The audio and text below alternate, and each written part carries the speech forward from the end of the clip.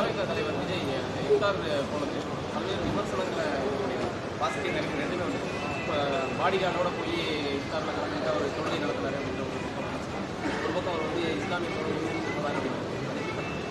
இல்லை அதாவது அவங்கவுங்களுடைய முடிவு. இப்போ நாங்கள் அதை அந்த மாதிரி செய்கிறதுல எனக்கு சொந்தக்காரர்கள் நிறைய இஸ்லாத்தில் இருக்கிறாங்க. இதில் இப்போ நான் சுரங்கங்களே எங்கள் மச்சான் எங்கள் அதெல்லாம் எனக்கு நோன்பு கஞ்சி கூட வீட்டுக்கு தான் அனுப்பி வைப்பாங்க. அவங்களுக்கு தெரியும் நான் அந்த ஒரு நாள் தொப்பியை போட்டு நான் வேடம் போடுறது அது இல்லை. உங்களுக்கு ஒரு நாள் இஸ்லாமிய இல்லை.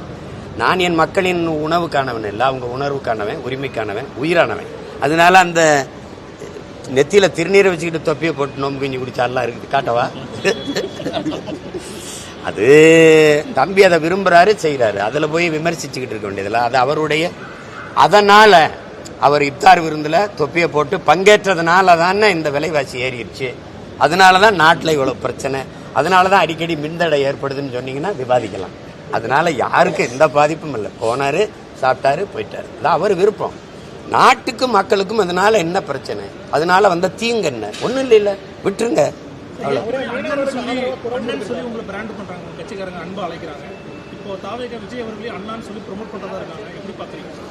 அது அண்ணா எத்தனை அண்ணா இருக்கலாம்.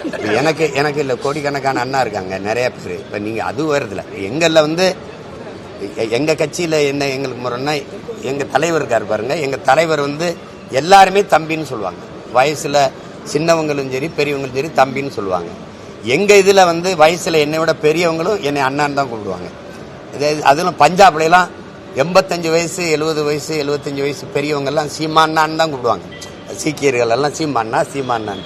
அது ஒரு அன்பின் மிகுதியால் வர்ற சொல். அதுக்கு வயசோ இதெல்லாம் கிடையாது.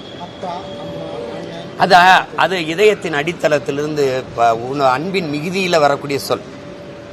எல்லாரும் சொல்லுங்க சொல்லுங்க சொல்லுங்க, எங்க சொல்லுங்க அப்பா அப்படிலாம் சொல்றது இல்லை. ஜெயலலிதா அவர்களே அம்மான்னு இருந்தால் நம்ம குலத்தில் நம்ம பரம்பரையில் பெண்களை சின்ன குழந்தையா இருந்தால் தங்கச்சியா தாயே அம்மா அப்படின்னு கூப்பிட்ற பழக்கம் இருக்கு. அவங்க வரும்போது அவங்கள எடுத்தோடனே யாரும் அம்மான்னு கூப்பிடல, செல்வின்னு தான் அழைச்சாங்க. ஒரு காலகட்டத்தில் அவங்க வயதாக அவங்க பெரியவங்களாக எல்லாரும் அம்மானு பாசத்தில் கூப்பிடுறது அதாயிடுச்சு. இப்போ அதை போய் அதே மாதிரி சொல்லியிருக்க வேண்டியதில்லை. எல்லாரும் அப்பான்னு கூப்பிட்டு தாத்தான்னு கூப்பிடலாம் சொல்லிட்டு இருக்க வேண்டியது. அன்பின் மீதியில் யாரையும் கூப்பிடலாம். இப்போ எனக்கு வந்து நான் நிறைய பேர் அப்பான்னு தான் கூப்பிடுவேன். சீமானுக்கு எத்தனை அப்பாலாம். அறிவை புகட்டிய ஒவ்வொருவனும், எனக்கு ஞானத்தை கற்பித்த ஒவ்வொருவனும் எனக்கு அப்பா தான். எனக்கு கற்பிக்கிற ஒருத்தரிடம் ஒன்றை கற்றுக்கொள்ளோம்னா அப்பா தான், இல்லை ஆசிரியன் தான், வழிகாட்டி தான். அதனால் அதை போய் இப்போ முருகன் வந்து என்னை பெற்றவரா? அப்பா முருகா காண வேண்டியதாங்கிறான். சிவனே அப்பனேங்கிறான். அதெல்லாம் வந்து அது எப்படி எடுத்துக்கிறது? பாசத்தில் ஒரு பக்தியினுடைய ஈடுபாட்டின் மிகுதியில் வருகிற சொல். அதை போய் சொல்லிட்டு இருக்க.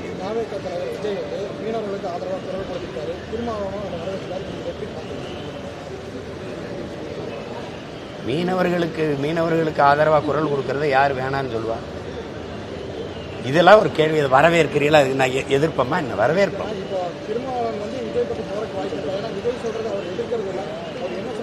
இல்லை, நீங்கள் இன்னொரு கட்சி தலைமை என்ன முடிவெடுக்குங்கிறத என்கிட்ட கேட்கறது அது அவசியமற்றது. எங்கள் அண்ணன் இங்கே போவாரா இல்லை திமுக கூட இருப்பாரான்னு எங்கள் அண்ணன் திருமாவளவன் தான் கேட்குறேன். என் தம்பி இப்போ பேசுறதுல நாங்கள் நீண்ட காலமாக மீனவ சொந்தங்களுக்காக போராடுறோம். அதுக்காக 6 மாதம் நான் சிறையிலே இருந்தேன், உங்களுக்கு தெரியும். இப்போ தொடர்ச்சியாக இன்னைக்கு வரைக்கும் கைது. இன்றும் ராமேஸ்வரத்தில் மீனவர்கள் போராட்டம். நாங்கள் 22ஆம் தேதி பெரிய கண்டன ஆர்ப்பாட்டத்தை வச்சுருக்கோம். தொடர் கைதை நீங்கள் வந்து தடுக்கணும் அப்படின்ட்டு. அதுக்கு ஆதரவாக ஒரு கூடுதலாக ஒரு வலிமையான குரல் வரும்போது வரவேற்க தான் செய்யணும். அதை போய் அதை ஏற்காமல் எப்படி எதிர்க்க முடியும்?